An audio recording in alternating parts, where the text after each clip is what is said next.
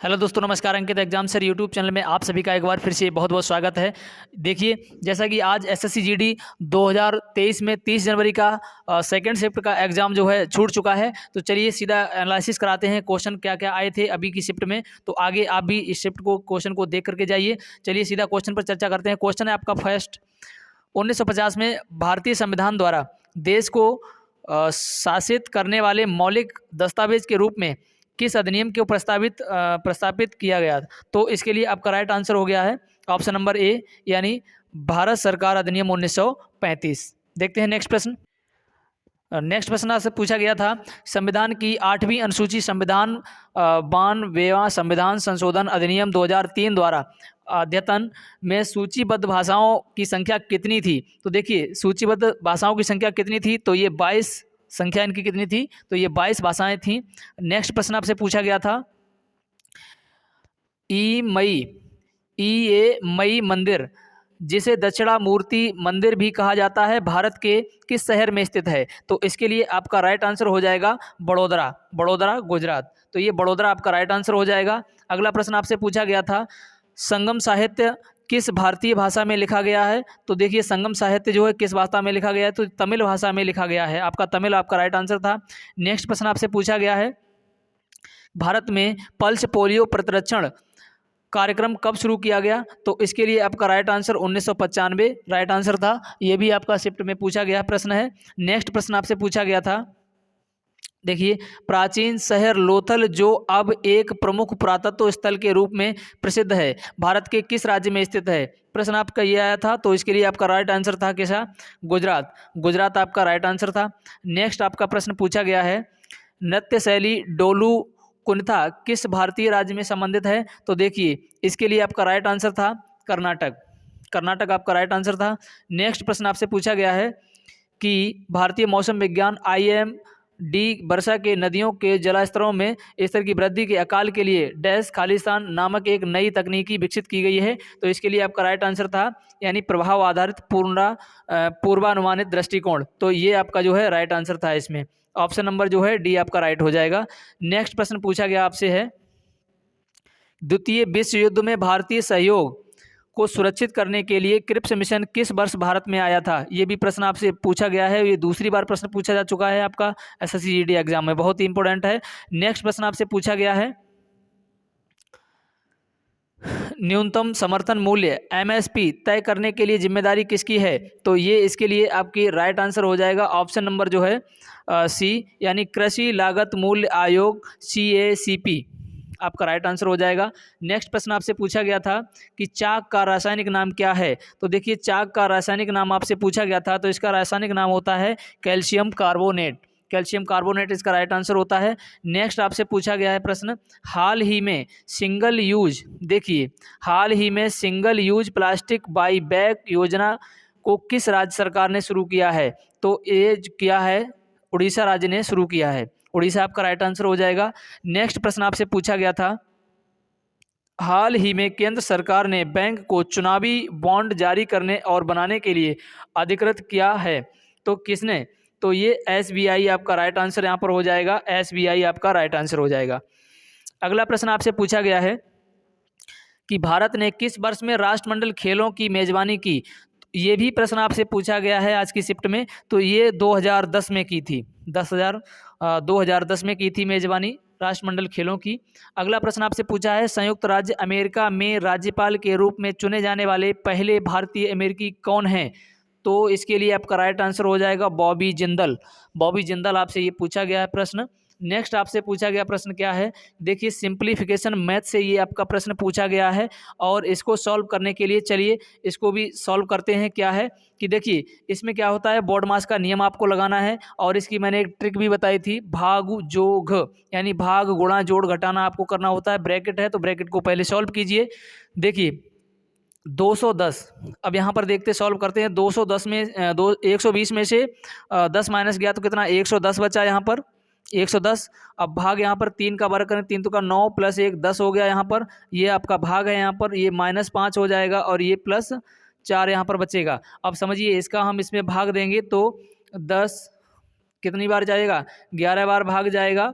अब 11 बार भाग जाएगा, ये 4 प्लस में है और ये माइनस में आपके 5 हो जाएंगे। तो 11 और 4 कितने, 15 हो जाते हैं। 15 माइनस 5 करेंगे तो आपका ये 10 आंसर बचेगा। ऑप्शन नंबर हो जाएगा आपका करेक्ट, ऑप्शन नंबर ए आपका करेक्ट हो जाएगा। उम्मीद है समझ पाए होंगे। नेक्स्ट प्रश्न आपसे पूछा गया था, देखिए प्रश्न क्या पूछा था कि दो पाइप क्रमशः 15 मिनट और 30 मिनट में टंकी को भर सकते हैं। यदि दोनों पाइप एक साथ खोले जाते हैं तो टंकी कितने समय में भर जाएगी, ऐसा प्रश्न आपसे पूछा गया था। तो समझिए इसको हम कैसे सॉल्व करेंगे। देखते हैं कि एक दो पाइप हैं, एक ए है और एक बी है। ये कैसे कैसे, ये 15 मिनट में भरता है और ये 30 मिनट में भरता है।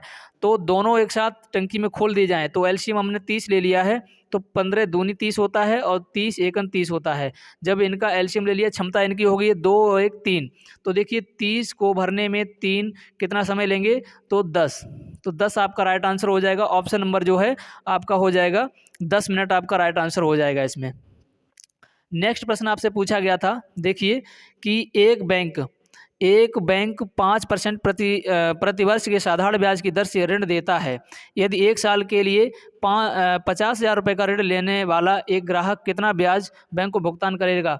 तो साधारण ब्याज से बहुत ही सिंपल प्रश्न पूछ लिया है। तो देखिए इसका होता है SI बराबर PRT अपॉन 100 होता है।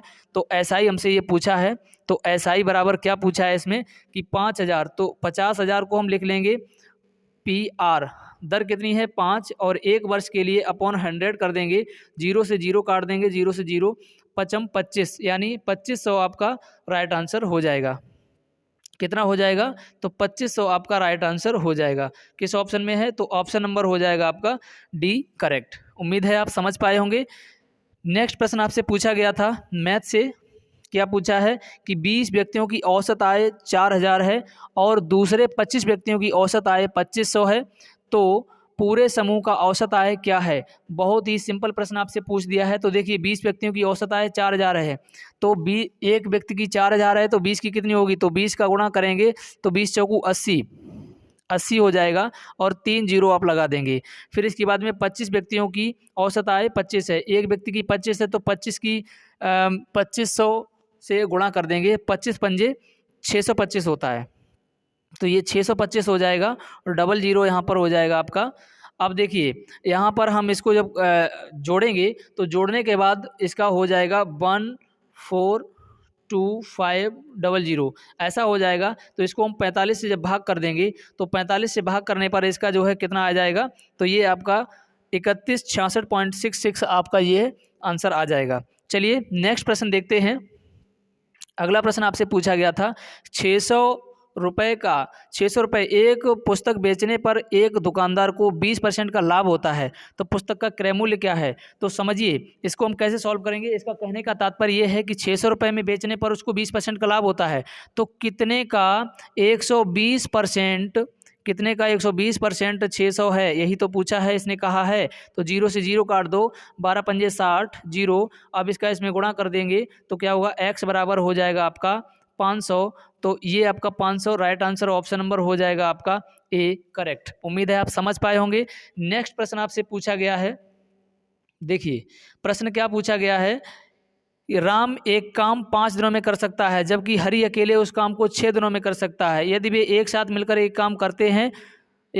काम करते हैं तो कितने दिन में करेंगे। तो समझिए वेरी सिंपल प्रश्न आपसे पूछ दिया है कि 5 दिन में राम करता है 5 दिन में, और से अकेले हरि करता है कितने में, 6 दिन में। दोनों मिलकर के काम करना है तो इनका बताइए एलसीएम कितना हो जाएगा। एलसीएम इनका हो जाएगा 30। तो देखिए 5 छक्का 30 होता है और 6 पंजे 30 होता है। ये इनकी क्षमता निकल के आ गई है, 6 5 11 11 जब क्षमता हो गई है और काम है 30, तो इसको हम डिवाइड कर देंगे तो 30/11 किस ऑप्शन में है, तो ऑप्शन नंबर ए आपका बिल्कुल करेक्ट हो जाएगा। उम्मीद है आप समझ पाए होंगे। नेक्स्ट प्रश्न देखेंगे।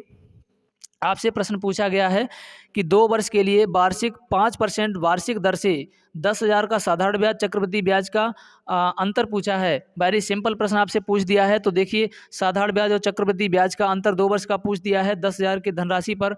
तो मैंने इसके लिए आपको ट्रिक बताई थी।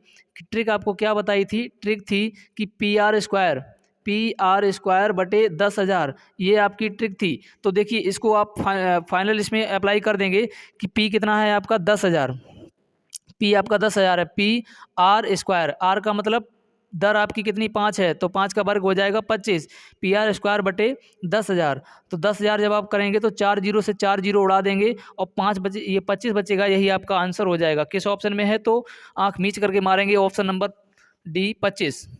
चलिए अगला प्रश्न आपसे पूछ दिया गया है, एक दुकान में 35 रुपये अंकित मूल्य वाला एक कोट 2800 में बेचा जाता है, तो कितने प्रतिशत की छूट दी गई है। तो मुझे एक बात बताइए, जो भी है आपका ये यानी 3500 वाला ये सूट है, इसको 2800 में बेच दिया जाता है, तो कितने की यहाँ से यहाँ छूट हो गई है, तो छूट हो गई है 700 की छूट हो गई है। अब जब 700 की छूट दी गई है, ये कितने पर दी गई है, ये 3500 पे दी गई है, ध्यान देंगे।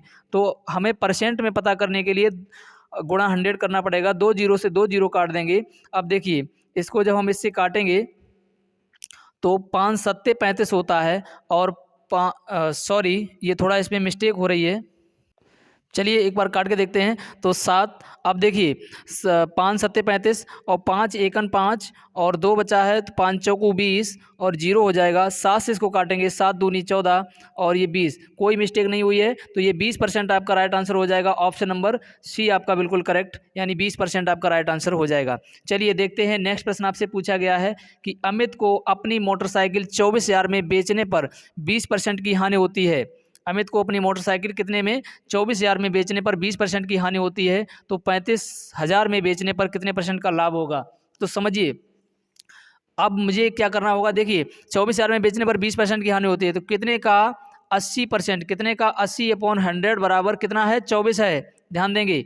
तो 24,000 है, तो 0 से 0 काट देंगे, 8 तिया 24 यानी 300 और इसको कर देंगे इससे मल्टीप्लाई, तो ये 30,000, ये 30,000 क्या है, इसकी एक्चुअल वैल्यू है आपकी 30,000 की, लेकिन 30,000 की नहीं, वो 35,000 की बेची जाती है। तो यहाँ से हम सॉल्व कर देंगे कि 5,000 ज़्यादा में बेची जाती है, तो 5,000 ज़्यादा में बेची जाती है, कहाँ से बेची जाती है, 3,000 से बेची जाती है। 30,000 से इंटू 100 कर देंगे, तो 2 जीरो से 2 जीरो कैंसिल, इन 2 जीरो से 2 जीरो कैंसिल, और 3 को 50 में हम भाग देंगे, 50 को हम 3 से भाग देंगे, तो 16 सही 2/3 का मतलब यानी 16.67 आपका राइट आंसर हो जाएगा। किस ऑप्शन में है, ऑप्शन नंबर बी में है, आंख मीच करके मार देंगे। चलिए अगला प्रश्न है आपका, ये जैसा कि दिया गया है, सिंप्लीफिकेशन से आपके 2 प्रश्न पूछे गए हैं, इसको भी चलिए करते हैं कि जैसा दिया है, पहले हम ब्रैकेट को सॉल्व करेंगे, तो 72 और प्लस 13 को हम ऐड करेंगे, तो 72 10 82 3 85, यहाँ पर आपका 85 हो जाएगा, भाग हो जाएगा 3 2 5 हो जाएगा, माइनस 5 5 3 15 हो जाएगा। पहले हम भाग को सॉल्व करेंगे, तो 5 85 में भाग देंगे 5 का, तो 17 हो जाएगा। 17 में से हम 15 को माइनस करेंगे, तो कितना बचेगा, 2। किस ऑप्शन में है, ऑप्शन नंबर बी में है ये, तो आंख मीच करके आंसर दे देंगे। ऐसा भी आंख मीच कर मत देना कि ऑप्शन आंसर सही निकालो, आंख मीच करके गलत पे मार दो। चलिए इसमें देखिए रीजनिंग का प्रश्न है, इसमें क्या देखा गया है कि यहाँ से और यहाँ देखिए 12 है, 12 से 134 हो गया है, तो इसमें क्या लॉजिक लगा है, मैं सीधा आपको बता ही देता हूँ आंसर। देखिए 12 से 12 का वर्ग कितना होता है, 144, 144 होता है, माइनस 10 कर दिया, कितना हो गया, 134 हो गया। ऐसे ही 16 का वर्ग कितना होता है, 256 होता है, 256 में से 10 माइनस कर दो, तो कितना हो जाएगा, 246। किस ऑप्शन में है, 246 आपका ऑप्शन नंबर सी में है, आंख मीच करके सॉल्व कर देंगे। चलिए अगला प्रश्न है आपका, ये दिया गया है, रीजनिंग का प्रश्न आपसे पूछा गया था कि जी, यदि जी का मान कितना है, यदि जी बराबर 7 है। अब इसमें कुछ नहीं है, जी बराबर 7 क्यों है, क्योंकि प्लेस वैल्यू है, जी का प्लेस वैल्यू 7 होता है, जे का प्लेस वैल्यू 10 होता है, पी का 16 होता है, ई का 5 होता है, एन का 14 होता है, जोड़ने पर 35 हो जाएगा। इसी प्रकार से इसको हम जोड़ेंगे, इनके सबकी प्लेस वैल्यू लिख लेंगे, सबकी प्लेस वैल्यू लिखने के बाद हम जोड़ देंगे, जोड़ने के बाद कितना हो जाएगा, ये 64 हो जाएगा। कोई बड़ी बात नहीं थी, चलिए कोई बात नहीं है। अगला प्रश्न जो है आपसे मैं देता हूं आप सभी लोगों के लिए चैलेंज प्रश्न कमेंट के लिए, क्योंकि ये प्रश्न पूछा गया था। आप भी एसएससी जीडी का आज आपका पेपर होता तो आप इसमें कैसे करते, बहुत ही फास्ट देखते ही आप इसका आंसर देंगे और मुझे कमेंट करके आप अवश्य बताएंगे कि इसका आंसर क्या है। तो इसका मैंने लास्ट वीडियो में फर्स्ट शिफ्ट का जो एनालिसिस कराया उसमें मैंने कमेंट के लिए पूछा था, तो जितेंद्र और इसके बाद में सुरजीत और कई लोगों ने आंसर दिया है इसका सबसे पहले। तो चलिए आप लोग भी इसका आंसर दें कमेंट में, और चैनल पर न्यू हो तो चैनल को सब्सक्राइब कर लीजिए, बेल आइकन को प्रेस कर लीजिए मैथ, रीजनिंग, जीएस, जीके और हिंदी सभी सब्जेक्ट टॉपिक व नए पैटर्न के आधार पर पढ़ने के लिए। चलिए मिलते हैं नेक्स्ट वीडियो में, तब तक के लिए जय हिंद।